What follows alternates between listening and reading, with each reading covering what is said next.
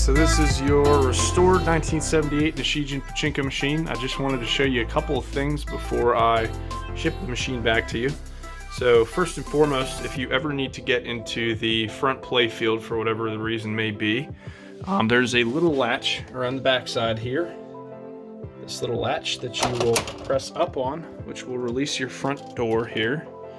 Also, make sure that this machine is stabilized before you go opening doors and stuff, because it's very easy for them to tip over if you don't.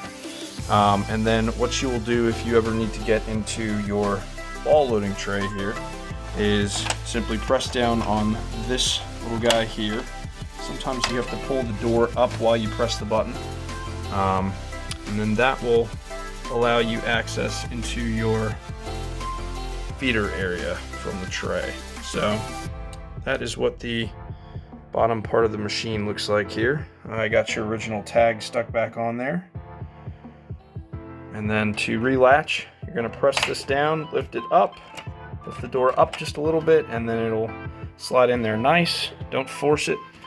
And that's all there is to it, to open and close the front of the machine.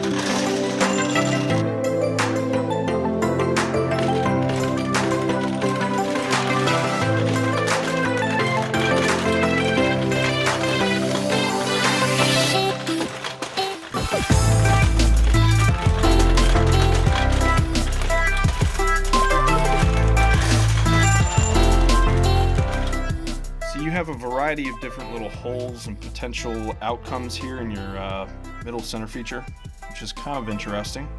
I'll just go ahead and activate those for you so you can see that they work. So if you get one in the leftmost or rightmost pocket, it'll open up this pocket or this pocket.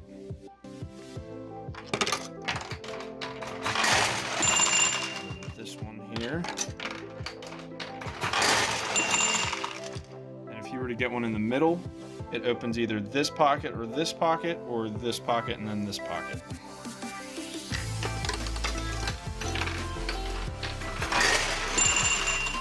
Okay. And now if you are lucky enough to get it past this little head here, it'll go down behind these two kids and it will trigger this yellow pocket here.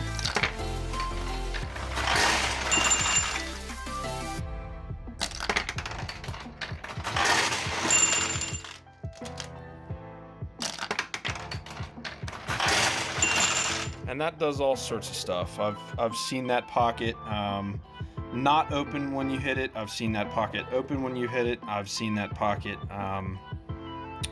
you can hit it twice and keep it open, and then the third time it will close. So that seems to do all sorts of funky stuff there. Almost like a chance pocket, if you will.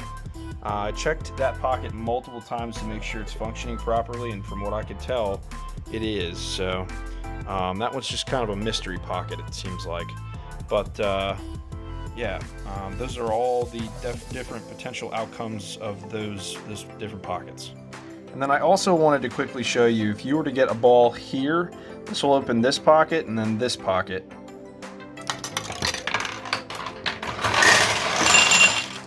Same thing here. And then when you run out of balls, your light will come on here. All you have to do is empty this tray by pushing this lever. You get the balls here, you just pick these up, you put them in the back hopper right here. You'll depress this white lever that you can see on the right hand part of the screen there, and that will effectively turn your, I'll just depress it so you can see, that will turn off your light. Alright, so I just wanted to touch base with you on the back of the machine so you understand how it works. This is the ball tray. This is where all of your excess pachinko balls are going to go. You're probably going to want about 350 to 400 to fill this tray. When you fill that tray, the balls are going to come down here, go around the elbow, and down to a little lever that dumps the jackpot balls according to how many jackpot balls you've gotten in pockets on the front of the machine.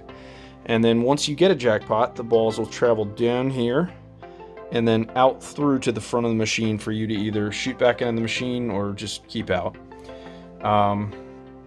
This is kind of neat on the back of your machine here. This orange piece you're seeing is actually the center attraction piece on the front of the machine. So these late 70s machines kind of allowed you to see what was going on the inside of the machine, which I think is neat. So you might actually be able to see some of the jackpots that you hit depending upon where they are on the machine. But these all empty down into one central location. They come down here to this seesaw, which you're always going to want to have in the upwards position. The jackpot ball will go into the seesaw, make it go down, and then it will run down here to this little chute, and you'll see this little plastic arm here. It'll hit this plastic arm and trigger the jackpot that you just heard. So everything is working as it should. I'm trying to think if there's anything else I should go over here with you. I guess the wall wart. This is just your electrical. The machine doesn't need to have power to play. Functions on gravity alone. That's the beauty of these pachinko machines. But if you do want the lights to run, you're going to need a wall wart, and that is 120 volts AC input and then 12 volts of DC output. 1000 milliamps will get the lights nice and bright.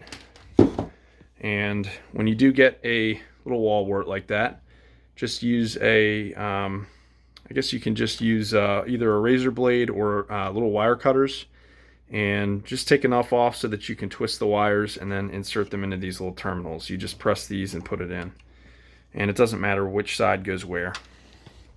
And then you just plug it in and you've got lights.